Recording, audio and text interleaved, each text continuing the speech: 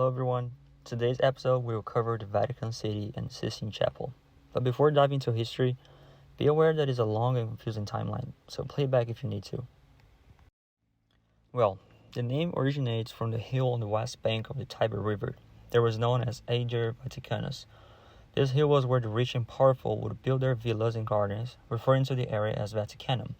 The third emperor of Rome, Emperor Caligula, built the circus and ruins there. A couple of years later, in 64 CE, there was a huge fire in Rome that destroyed almost the whole city. According to some historians, Nero started the fire himself so he could reconstruct a new version of Rome reflected in his image. Nero was responsible to persecute Christians, and he is said to have murdered St. Peter. However, modern historians are not so certain about the conspiracy idea that Nero started the fire or killed St. Peter himself. The traditional Christian story holds that St. Peter was crucified in Nero's circus, which is close to the Vatican today. There's no proof archaeological or biblical that St. Peter was in Rome at any time in history. There are many sites in Rome associated with him, so we can only assume his presence. Since it was illegal to bury people within the city boundaries, the catacombs were outside the city as well as the Vaticanum, so people were buried there, including St. Peter, that was crucified upside down as he didn't feel worthy of being crucified like Jesus. It was only with Emperor Constantine, 306-336 CE, that Christianity became the official religion of the empire. Consequently, he declared that a church should be built on top of the resting place of the apostle. Old St. Peter's reconstruction began in 300 CE, and it took about 30 years to be completed.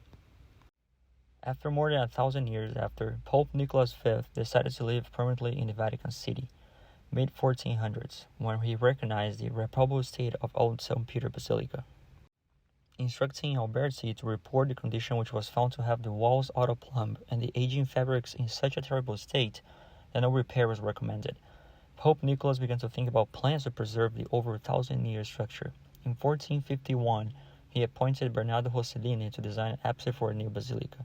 But with his death and the death of Rossellini, the project languished for about 50 years. Pope Julius II had commissioned Michelangelo to do a tomb for himself, but it was not feasible, so Julius elected Bramante, Michelangelo's great enemy, to build a new basilica, preserving the tomb with a more beautiful structure around it. He created an appropriately bold Greek cross, designed in 1505, a building on the scale of the baths of Diocletian, capped with a dome like the Pantheon. The first stone laid down was on April 18, 1506. However, Bramante died in 1514 when they are not even at ground level. During this time, 1808-1812, Michelangelo painted the Sistine Chapel next to the Basilica, and again the Basilica construction is put on hold for a long time. The plans were then given to Raphael, Giuliano da Sangallo, and Baldassare Peruzzi, but the sack of Rome by the army of Charles V in 1527 emptied the Vatican coffers, stopping an advance until Pope Paul III had enough funds again after 5 years in office to resume construction. Antonio da Sangallo made some designs for the transepts, which were completed according to his drawings in 1546, the year that he died. At least he saw it done.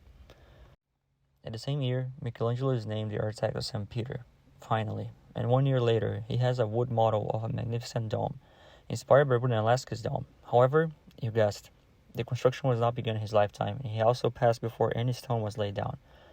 1590, 26 years later of his death, the dome was completed, and instead of the Gothic point style from Brunelleschi, Michelangelo's design had a hemispherical form and increased the number of stone ribs to eliminate the octagonal massing style. Giacomo della Porta constructed the dome after Michelangelo's death. Eventually, St. Peter was finally completed in 1612 with an entrance facade designed by Carlo Maderno that diminished the effect of the dome, and finally, the largest church in Christendom was consecrated in 1626. There's more. In 1629, Bernini, the new Michelangelo of the epoch, was assigned as the architect and made significant changes to the interior. He was responsible for the flooring in the nave and for decoration, and mainly to reduce the scale under the dome. Bernini designed the bronze baldacchino, a protective canopy over the high altar above the tomb of St. Peter, marking the spiritual center of the church. It also required an appropriate approach, which Bernini also was responsible for. In 1637, he proposed the two bell towers to counter the horizontal emphasis of Maderno's facade and the construction of Piazza of St. Peter. Almost every major architect has touched on the design of this basilica over more than 200 years of design. St. Peter embraces works of several periods from the High Renaissance to the Baroque. Within this long history of the basilica, on its side, the Sistine Chapel also was forging itself with great artists and architects' names. It was built in 1473 to 81 by another architect. Are you taking notes? Giovanni del Dolce for Pope Sixtus IV. Basically, it is a rectangle building with 6 arch windows on each side, with a barrel vaulted ceiling. Its exterior is untouched and has no ornamentation. However, its interior makes up for everything, being decorated with frescoes painted by many high Renaissance masters in many epochs. On the north wall, we have 6 events of the life of Christ, and the south wall has other 6 life events from Moses. Above all these works, between the arch windows, small frescoes depict and show various popes, but the most well-known and important frescoes are on the ceiling. Painted by Michelangelo and commissioned by Pope Julius we have talked about before, depicting incidents and figures from the Old Testament. The Vatican has a long and rich history, very long.